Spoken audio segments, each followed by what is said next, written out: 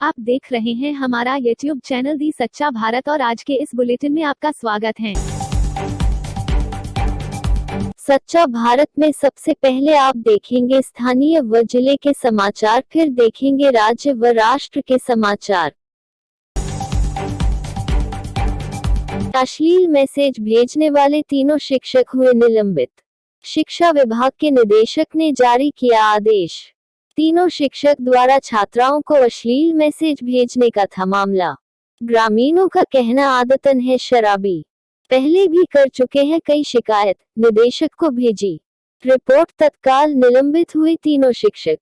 कटालिया के राजकीय उच्च माध्यमिक स्कूल में कार्यरत व्याख्याता वेदपाल यादव, राजकीय माध्यमिक विद्यालय नील की बारीमादा में कार्यरत शिक्षक अमित शर्मा, राजकीय प्राथमिक विद्यालय रामाजी का बाडिया लीलामदी में कार्य शिक्षक विजय कुमार को निर्देशक सौरभ स्वामी ने निलंबित कर दिया है।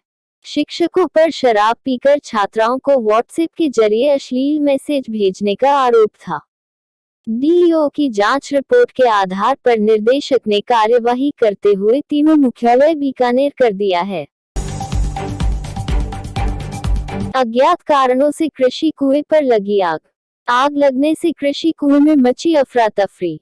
सूचना से जोजावर पुलिस चौकी स्टाफ एवं पटवारी सरपंच पहुंचे मौके पर। मारवाड़ जंक्शन के सिरियारी थाना क्षेत्र धनला गांव की घटना। 3 घंटे मशक्कत के बाद ग्रामीणों ने आग पर पाया काबू। आग से खड़ी फसल एवं पेड़ पौधों को पहुंचा भारी नुकसान। पाली कोतवाली के पास किड्स लर्निंग एकेडमी के संचालित होने का आया मामला। सूचना मिलने पर शिक्षा विभाग अधिकारी सहित कोतवाली थाने से पुलिस पहुंची मौके पर। भनक लगने पर संचालक ने बच्चों को भेजा घर, फिर भी पास की छत पर खड़े मिले बच्चे। कोरोना को लेकर सरकार द्वारा स्कूल एवं कोचिंग संचालन पर लगा है प्रतिबंध। कोरोना वायरस के चलते स्कूल और कोचिंग सेंटर संचालित करने पर पाबंदी लगा रखी है। इसके उपरांत शहर में कई जगह स्कूल कोचिंग सेंटर पर बच्चों को बुलाकर शिक्षण का कार्य चल रहा है। शिक्षा विभाग द्वारा टीम में गठित कर कार्यवाही करने के निर्देश दिए गए हैं। इसी के चलते कोतवाली थाना के पास ही एक घर में किड्स लर्निंग एकेडमी के नाम से कोचिंग में बच्चे पढ़ाई करने की सूचना मिली और जब पुलिस मौके पर पहुंची तो संचालक को भनक लगने पर बच्चों को घर भेज दिया। दुकानदार द्वारा अवैध रूप से पटाखे बेचने पर उप जिला कलेक्टर ने कार्यवाही करते हुए उसका चालान बनाया। राज्य सरकार की ओर से आतिशबाजी सामग्री के बेचने या उपयोग करने पर रोक के बावजूद गुरुवार को रामदेव रोड इलाके में शंकर किराना एवं फायर वर्कर्स के संचालक कन्हैया लाल द्वारा अवैध रूप से अपने प्रतिष्ठान में आतिशबाजी सामग्री बेचने पर आतिशबाजी के बेचने या उपयोग करने उसके खिलाफ कार्यवाही कर सामग्री जब्त करते हुए 10,000 रुपए का चालान बनाया। इसी बीच रामदेव रोड चौकी प्रभारी नारायण राम एवं उनकी टीम की तत्परता के कारण दुकान संचालक के खिलाफ कार्यवाही की। भारत में कोरोना के मामले 83,64,086। भारत में कोरोना के एक्टिव केस 5,27,962।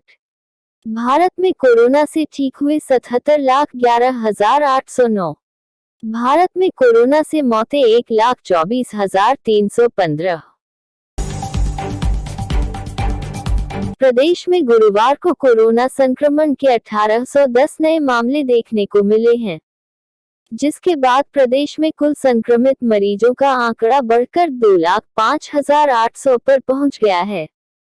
वहीं बीते 24 घंटों में 10 मरीजों की मौत भी दर्ज की गई है और अब तक प्रदेश में 1955 संक्रमित मरीज इस बीमारी से दम तोड़ चुके हैं। गुरुवार को जयपुर, जोधपुर, सीकर, बीकानेर, अलवर और अजमेर से सबसे अधिक संक्रमित मामले देखने को मिले हैं।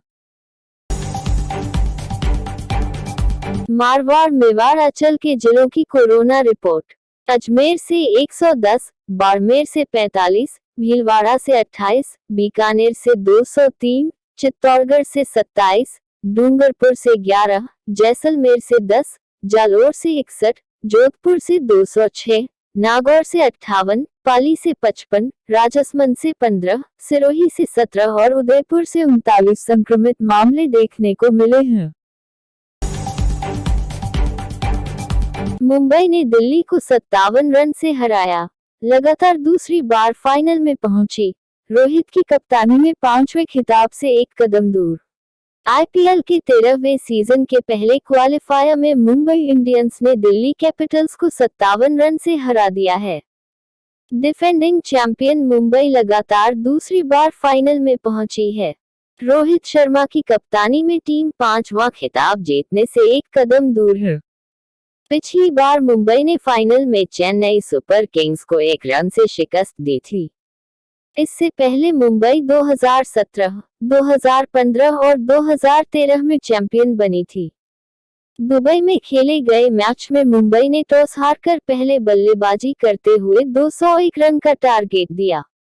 इसके जवाब में दिल्ली कैपिटल्स 8 विकेट गंवाकर 143 रन ही बना सकी।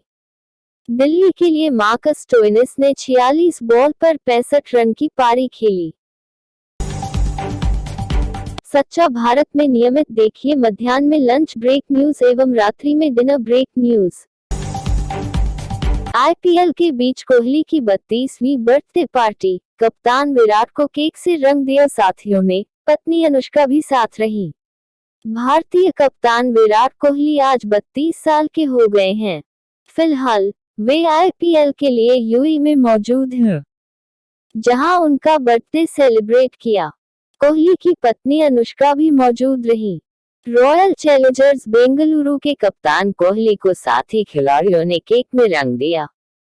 पॉइंट्स टेबल में नंबर 4 पर रहते हुए आरसीबी प्लेऑफ के लिए क्वालिफाई कर चुकी है। एलिमिनेटर में उसका मुकाबला शुक्रवार को नंबर 3 टीम सनराइजर्स हैदराबाद से होगा। आरसीबी इस बार खिताब की रेस में सबसे आगे मानी जा रही है। कोहली पिता बनने वाले हैं। कोहली का जन्म 5 नवंबर 1988 को दिल्ली में हुआ था। पिता प्रेम कोहली क्रिमिनल लॉयर थे। 2006 में ब्रेन स्ट्रोक के कारण उनका निधन हो गया। कोहली अपनी मां सरोज के काफी करीब हैं। उन्होंने 11 दिसंबर 2017 को बॉलीवुड एक्ट्रेस अनुष्का शर्मा से इटली में शादी की। कोहली जल्द पिता बनने वाले हैं। महिला पार्षद प्रत्याशी ने नाम वापस नहीं लेने पर परेशान करने का लगाया आरोप, केस दर्ज। जोधपुर शहर में महिलाओं के साथ दुर्व्यवहार के वारदात थमने का नाम नहीं ले रहे हैं। ऐसा ही एक मामला जोधपुर के राशन आरा पुलिस थाने में दर्ज हुआ, जिसमें एक महिला पार्षद प्रत्याशी ने एक युवक पर अवैध संबंध बनाने के लिए परेशान करने का आरोप लगाया है। हाल ही में संपन्न हुए नगर निगम चुनाव में खड़ी हुई महिला पार्षद प्रत्याशी ने एक युवक पर अवैध संबंध बनाने के लिए बार बार कॉल और वॉइस मैसेज कर परेशान करने का आरोप लगाते हुए रातानाडा पुलिस थाने में मामला दर्ज करवाया है, जहां पुलिस ने महिला की रिपोर्ट पर आईटी एक्ट सहित अन्य धाराओं में मामला दर्ज किया है। साथ ही इस पूरे मामले की गहनता से जांच शुरू की है।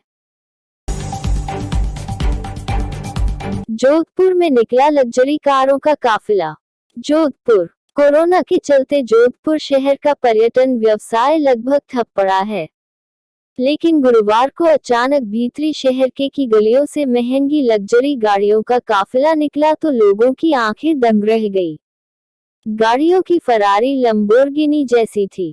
भीतरी शहर में पहली बार इतनी बड़ी संख्या में इन कारों का काफिला घंटाघर, मकराना मोहल्ला और सटेप वेल क्षेत्र से गुजरा।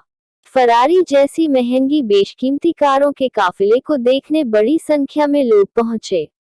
यह सभी गाड़ियां भीतरी शहर की एक हेरिटेज होटल में आई हुई थी, जहां से निकलकर उमेद भवन पहुंची और वहां से नजदीकी ओसियां के रेतीले धुरों के पास भी इन गाड़ियों को चलाने का ड्राइवरों ने लुत्फ उठाया। 2 दिन बाद इन गाड़ियों के वीडियो शहर में वायरल होने लगे तो चर्चा में आ गए।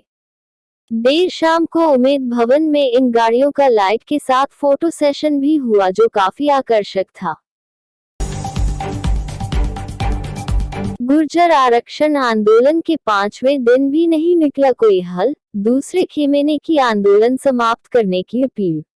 गुर्जर आरक्षण आंदोलन की 6 मांगों को लेकर गुर्जर समाज का कर्नल किरोड़ी सिंह बैंसला और विजय बैंसला की अगुवाई में 5वें दिन भी आंदोलन जारी रहा। पीलूपुरा रेलवे ट्रैक पर पूरे दिन गुर्जर समाज के लोग जमे रहे। वहीं गुर्जर समाज के दूसरे खेमे ने प्रेस वार्ता के माध्यम से कर्नल किरोड़ी सिंह बैंसला से आंदोलन समाप्त करने की अपील की। सरकार की ओर से समाज के लोगों से वार्ता के कोई प्रयास होते नजर नहीं आए।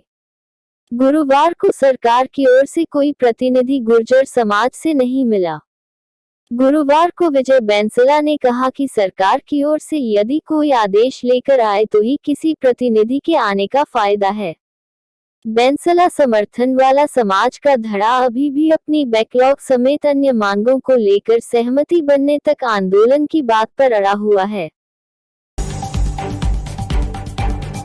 भोपाल में कांग्रेस विधायक पर कार्रवाई। फ्रांस के खिलाफ प्रदर्शन करने वाले आरिफ मसूद के कॉलेज पर 2 बार चला बुलडोजर। भोपाल के इकबाल मैदान में फ्रांस के राष्ट्रपति के खिलाफ भीड़ जुटाने वाले कांग्रेस विधायक आरिफ मसूद के खिलाफ प्रशासन ने शिकंजा कसा है। एक दिन पहले पुलिस ने विधायक आरिफ मसूद समेत 7 के खिलाफ धार्मिक भावनाएं भड़काने के मामले में एफआईआर दर्ज की है। यहां विधायक आरिफ मसूद का कॉलेज भी बना हुआ है। 3 घंटे में 2 बार यहां बुलडोजर चलाकर अलग अलग जगह स्थित सीढ़ी, बाथरूम आदि तोड़े गए हैं। आरिफ मसूद बोले किसी धर्म के बारे में बुरा नहीं बोला। इस बीच कांग्रेस विधायक आरिफ मसूद ने कहा कि मेरा प्रोटेस्ट शांतिपूर्ण था। मैंने कभी किसी के धर्म के बारे में बुरा नहीं बोला। मेरे धर्म के बारे में जब बुरा बोला गया उस पर रिएक्ट करने का मुझे संवैधानिक अधिकार है। सरकार मुझ पर दबाव बना रही है। उन्होंने कहा कि मेरे कॉलेज का भी कुछ हिस्सा तोड़ा गया है। रक्षा मंत्री की चीन को 2 टूक। भारत अपनी संप्रभुता की रक्षा के लिए प्रतिबद्ध। नई दिल्ली। चीन के साथ सीमा गतिरोध पर रक्षा मंत्री राजनाथ सिंह ने कहा कि भारत सीमाओं पर शांति बनाए रखने के लिए चीन के साथ किए विभिन्न समझौतों का सम्मान करने के लिए प्रतिबद्ध है। क्षमता के माध्यम से ही शांति सुनिश्चित की जा सकती है। हमने क्षमता निर्माण कर इस संबंध में प्रयास किया है। युद्ध रोकने की उन्होंने कहा कि भारत एक तरफा और आक्रामकता की स्थिति में अपनी संप्रभुता तथा क्षेत्रीय अखंडता की रक्षा करने के लिए प्रतिबद्ध है। रक्षा मंत्री ने कहा कि भारत एक शांति प्रिय देश है। हमारा मानना है कि मतभेदों को विवादों का रूप नहीं लेना चाहिए। हम बातचीत के माध्यम से मतभेदों के शांतिपूर्ण समाधान को महत्व देते हैं। सिंह ने कहा कि पाकिस्तान अब भी आतंकवाद का इस्तेमाल राजकीय नीति के रूप में करने पर अड़ा है। भरतपुर युवक की बेरहमी से गला काट कर हत्या। जिले के बराबली गांव में बदमाशों ने 22 वर्षीय युवक की गला काट कर हत्या कर दी। शाम 6 बजे 2 बाइक सवार बदमाश आए और शौच करने जा रहे धीरी सिंह का गला धारदार हथियार से काट दिया। परिवार वालों को जैसे ही इसकी सूचना मिली वो घटनास्थल पर पहुंचे और धीरी सिंह को अस्पताल लेकर गए, जहां डॉक्टरों ने उसे मृत घोषित कर दिया। मृतक के परिजनों ने बताया कि धीरी शाम को एक युवक मनीष के साथ शौच के लिए जा रहा था, लेकिन कुछ देर बाद मनीष का फोन आया और उसने बताया कि धीरी पर किसी ने धारदार हथियार से हमला कर दिया है। जिसके बाद परिवार वाले मौके पर पहुंचे तो धीरी खून में लथपथ पड़ा था, जिसे परिवार वाले आरबीएम अस्पताल लेकर गए, लेकिन तब तक धीरी सिंह की मौत हो चुकी थी। और ऐसे ही नए अपडेट पाने के लिए द सच्चा भारत चैनल को सब्सक्राइब कीजिए। धन्यवाद।